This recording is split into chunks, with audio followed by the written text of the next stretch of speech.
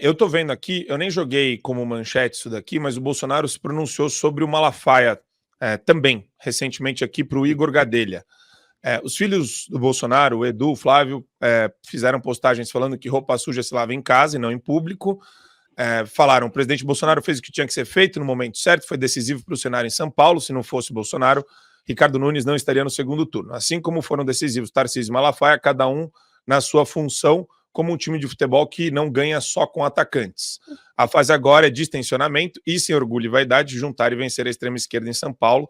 2026 já começou e precisamos ser mais racionais que emotivos.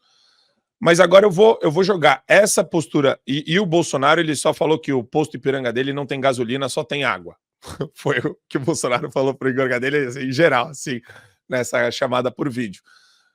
Mas o correto, né, principalmente nessa fase final, o que eu vi foi uma constante crescente de tensão fomentada pelo Silas Malafaia, fomentada também pelo Tarcísio, de maneira pública e ostensiva. Agora, se o Pablo Marçal se afigurou como uma liderança política da direita também, não seria o caso dessa aproximação ser uma aproximação necessária e real, ao invés de simplesmente ignorar o Pablo Marçal, Didi? Eu acho que vocês esgotaram o assunto aí, sim. Eu acho que o Marçal foi muito radical. Existe um mal maior para a cidade de São Paulo, que é o Boulos. Se ele não quer subir no palanque, ele tem todo o direito. Se ele não gosta do Bolsonaro, ele tem todo o direito. Se ele não gosta do Malafaia também, aí é problema dele. Mas ele não está pensando em São Paulo. Ele só está pensando no umbigo dele. A gente tem que entender que agora todas as forças têm que estar unidas contra Guilherme Boulos, né? Então, você bem falou aí, Marcão, ele foi muito ambíguo. Ele tem que vir a público e dizer, não vou apoiar o Nunes, não vou apoiar não gostei do que Malafaia disse, mas eu sou contra Boulos na cidade e vou utilizar toda a minha força midiática, todo o poder político, o capital político que eu acumulei para derrotar a esquerda no poder. Porque senão é discurso vazio, irmão. Quer dizer que no primeiro turno era tudo contra o comunismo. Aí no segundo turno que ele não está, o comunismo desapareceu?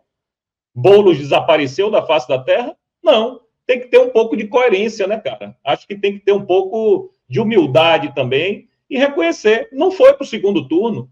Ele que arrotou tanto aí, que iria, né, ganhar no primeiro turno, não ganhou por causa das circunstâncias, por causa daquilo outro. Tem muita desconfiança também durante o processo, etc e tal, como tem toda eleição, mas o fato ele não foi para o segundo turno. No segundo turno, nós temos dois candidatos ruins, só que um é muito pior do que o outro, que é o Guilherme Boulos. E acho que o Marçal deveria aproveitar e se cacifar mais ainda para o eleitorado da direita, se ele se posicionasse veementemente contra o Guilherme Boulos, porque isso iria incentivar que os seus apoiadores votassem contra o Boulos. Não é a favor do Ricardo Nunes, é contra o Boulos. Agora, só para concluir meu raciocínio, que eu acho que vocês mataram muito bem toda essa questão, é o seguinte: quem é Pablo Marçal para exigir retratação de Bolsonaro? Tome vergonha em sua cara, rapaz. Pablo Marçal, tome vergonha na sua cara. Quem é você para pedir retratação do maior líder que essa direita já teve nesse país? Você está engateando agora, meu amigo. Já quer sentar na janelinha? Você disse que Bolsonaro e Lula eram a mesma coisa, que a única diferença é que Lula tinha um dedo a menos. Você vai pedir retratação? Você vai fazer alguma retratação a favor de Bolsonaro? Você vai lá se retratar? Dizer, não, Bolsonaro, eu errei, você me desculpe, etc e tal. Agora está exigindo retratação de Bolsonaro?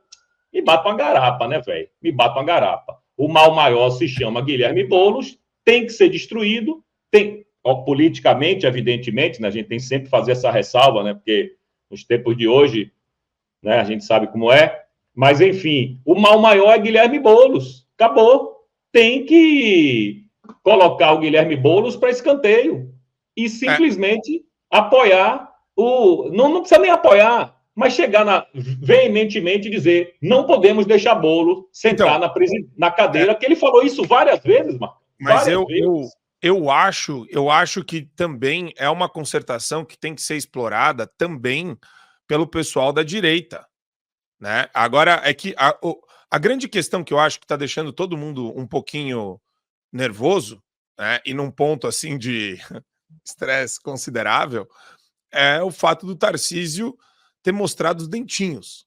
Essa é a verdade. Isso confunde todo mundo, porque a gente está falando, ok, vamos montar uma grande coalizão da direita. Só que eu olho para o Tarcísio e eu não enxergo um cara da direita mais, né? A gente deu um voto de confiança nele, mas eu não vejo ele honrar esse voto de confiança, sinceramente.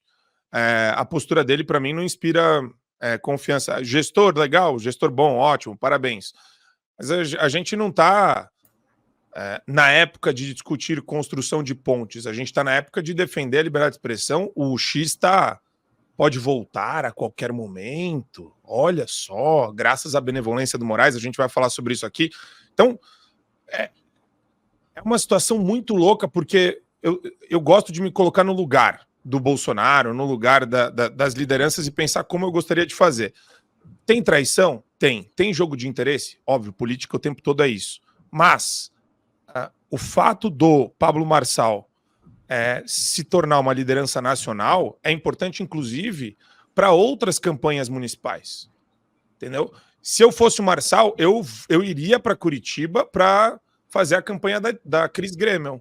Se eu fosse o Pablo Marçal, eu iria para Fortaleza para apoiar o André Fernandes. E para mostrar que é importante, sim, a gente trazer para dentro novas lideranças e não simplesmente rifar. Né? Bruno Engler em Minas, o cara lá de Belém, que eu esqueci o nome dele agora também, enfim, esqueci o nome do cara, do PL, que está segundo turno em Belém, pô. Éder Mauro. Então, eu acho que... uma... Diga. Pode? Eu queria fazer um adendo que eu acho crucial, cara. A gente está falando sobre eleição. Acabou de acontecer o primeiro turno, né? E quando eu estou presente, cara, eu não posso deixar passar isso. Vejam vocês aonde nós chegamos por conta do sistema em que nós estamos inseridos, político, partidário e eleitoral. Sim. Eu não posso deixar de frisar, de deixar registrado aqui, que trata-se, com todo cuidado retórico, evidentemente, né? Porque eu estou pisando em ovos bem delicados aqui, mas trata-se de um sistema opaco, e não é razoável, usando de toda a racionalidade lógica, que a sociedade brasileira seja obrigada a confiar cegamente no Tribunal Superior Eleitoral para fazer a gestão desse troço todo. É óbvio que não. Então, só quero lembrar disso. Acima de tudo isso que a gente está falando, existe a questão sistêmica. É absolutamente imoral, sem fazer trocadilho explícito, é absolutamente imoral que exijam que a sociedade brasileira confie cegamente num sistema que ela mesma não pode fiscalizar.